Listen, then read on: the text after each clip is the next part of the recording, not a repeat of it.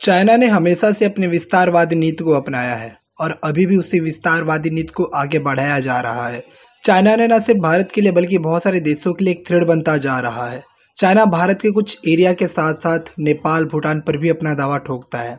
China ने अपनी विस्तारवादी नीति को क्यों अपनाए रखा है, यह जानने के लिए हमें यह जानना पड़ेगा कि चीन की 5 फिंगर स्ट्रेटेजी है क्या। और यह जानने के लिए हमें आज से तकरीबन 80 साल पीछे जाना पड़ेगा। 1940 के दशक में चीनी साम्यवादी दल के संस्थापक और अध्यक्ष माओ जेडुंग के भाषणों से 5 फिंगर की रणनीति उत्पन्न हुई। माओ जेडुंग ने कहा था कि तिब्बत चीन की हथेली है जिसकी 5 उंगलियां हैं। लद्दाख, नेपाल, सिक्किम, भूटान और नेफा, जिसे हम आज का अरुणाचल प्रदेश कहते हैं। और माओ जेडुंग की रणनीति के अनुसार इन 5 क्षेत्रों को वापस चीन में स्वाधीन कराना ही चीन का उत्तरदायित्व है। लेकिन माओ जेडुंग के इस भाषण का अभी तक कोई भी आधिकारिक वर्णन नहीं है। 1954 में चीनी अधिकारियों ने दावा किया कि वे मींस चाइनीज गवर्नमेंट भारत द्वारा अधिकृत सिक्किम, लद्दाख और नेफा, जिसे आज का अरुणाचल प्रदेश कहते हैं, उनको आजाद कर लेंगे। दैट मीन्स इन क्षेत्रों को चीन में शामिल कर लिया जाएगा। और उसी साल में चीनी सरकार ने विद्यालयों के छात्रों के लिए एक बुक पब्लिश की जिसमें चीन के आधुनिक इतिहास का वर्णन किया गया था, जिसमें 1840 से 1919 तक दूसरे देशों द्वारा कथित तौर पे लिए गए देश थे। और उस बुक में उन क्षेत्रों को चीन का हिस्सा दिखाया गया था, जिसमें यह भी लिखा गया था कि इसे पुनः प्राप्त किया जाएगा। और उस नक्शे में नेपाल, सिक्किम, भूटान और पूरा नॉर्थ ईस्ट मीन्स पूर्वोत्तर भारत मीन्स ये वाला रीजन शामिल था। पूर्वोत्तर भारत में अरुणाचल प्रदेश, आसाम, मणिपुर, मेघालय, मिजोरम, सिक्किम, त्रिपुरा और नागालैंड शामिल है। और उस समय के Indian diplomat to China Trilokinath Kaul थे, जो उस समय पेकिंग में थे, जिसे हम आज का बीजिंग के नाम से जानते हैं। वह भी इस बात की पुष्टि करते हैं। फिर 1950 से 1951 का वह दौर आया जब चीन ने पूरी तरीके से तिब्बत पर अपना कब्जा जमा लिया। और तो और 1958 से 1961 तक चाइना का 5 फिंगर रणनीति को पेकिंग मीन्स आज का बीजिंग शहर और लहासा जो कि तिब्बत में स्थित है, इन दोनों शहर की रेडियो पर जोर जोर से और बार बार प्रसारित किया जाता था, जिससे वहाँ के नागरिकों को यह यकीन हो जाए कि ये सारे के सारे रीजन चाइना का ही पार्ट है और आने वाले कुछ दशकों में चाइना इन पर वापस कब्जा कर लेगा। जुलाई 1959 में तिब्बत में एक सामूहिक बैठक के दौरान चीनी लेफ्टिनेंट जनरल चोंग गुवा ने कहा था कि भूटान, सिक्किम और लद्दाख के लोग तिब्बत में एक संयुक्त परिवार हैं और उन्हें महान मातृभूमि चीन के अधीन रहना चाहिए।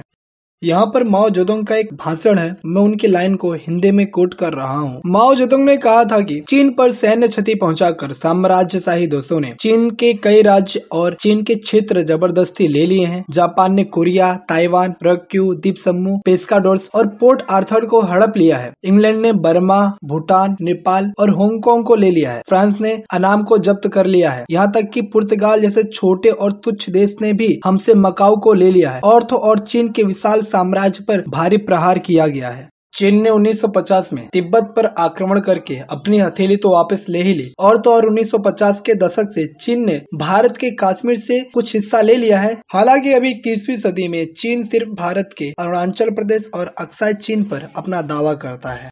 और यही कारण है कि अरुणाचल प्रदेश पूरी तरीके से भारत का हिस्सा होने के बाद भी अभी तक अरुणाचल प्रदेश में सही तरीके से विकास नहीं हो पा रहा है, क्योंकि चाइना अरुणाचल प्रदेश को एक डिस्प्यूट टेरिटरी मानता है और जिसके कारण बहुत सारी कंट्री भी इसे एक डिस्प्यूट टेरिटरी मानने लगी हैं। और जिसके कारण अरुणाचल प्रदेश में बाहरी निवेश नहीं आ पा रहे हैं, जिसके कारण अरुणाचल प्रदेश में प्रॉपर इंफ्रास्ट्रक्चर का डेवलपमेंट हो पाना बहुत मुश्किल हो रहा है। पर जापान इंडिया का बहुत ज्यादा फ्रेंडली कंट्री है और जापान ने डिसाइड किया कि वह 1300 करोड़ अरुणाचल प्रदेश में और नॉर्थ ईस्ट के एरिया में इन्वेस्ट करेगा, जिससे वहाँ के एरिया प्रॉपर डेवलपमेंट हो पाए।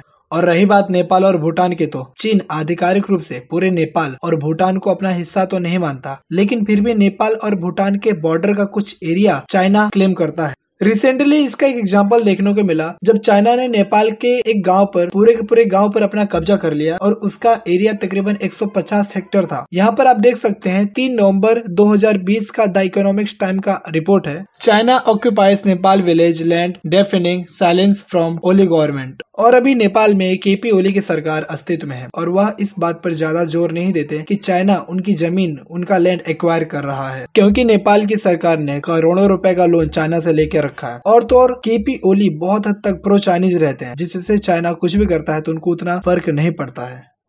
सो ये था एंड ऑफ दिस वीडियो का। बाकी तो आप चाइना के बारे में क्या सोचते हैं, अपने विचार हमें कमेंट करें। And at the end, thanks for watching.